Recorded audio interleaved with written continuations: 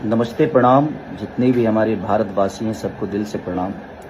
मैं आज सुबह उठा तो बच्चों की वो तड़प देखी मैंने, जंतर मंतर की जो आंदोलन है शिक्षा को लेके, बच्चों के भविष्य के लेके। मैं उन प्रशासन से पूछना चाहता हूं कि आप भी किसी दिन स्टूडेंट होंगे और आपके बच्चे भी किसी दिन स्टूडेंट बन के आएंगे, तो क्या अगर उनके साथ आपके साथ हुआ होता तो आपको कितना बुरा लगता। ये चीज़ें जो आप बच्चों के साथ कर रहे हैं और आपके बच्चों के साथ होगा तो कितना बुरा लगेगा। आखिर वो बच्चे क्या मांग रहे हैं? अपने भविष्य के लिए क्या लड़ना गुनाह है?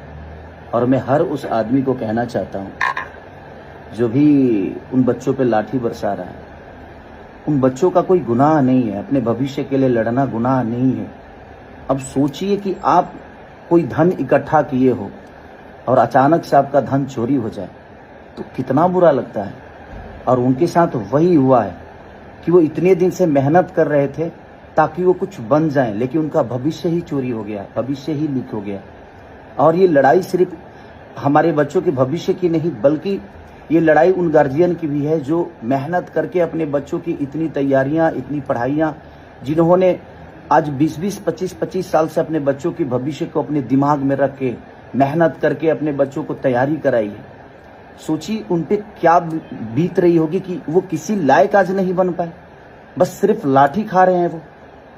हमें पढ़ा लिखा डॉक्टर चाहिए, पढ़ा लिखा वकील चाहिए, पढ़ा लिखा मास्टर चाहिए, हर आदमी पढ़ा लिखा चाहिए। तो हमें विकल्प मिलता है तो हम पढ़े लिखे लोगों को क्यों नहीं चुनते, ताकि वो हमारी चीजों को समझ सके कि पढ़ने का मतलब क्या होता है और शिक्षा का मतलब क्या होता है। एक तैयारी करने में कितना वक्त लगता है, कोई पढ़ा होगा तभी समझ पाएगा इस बात को।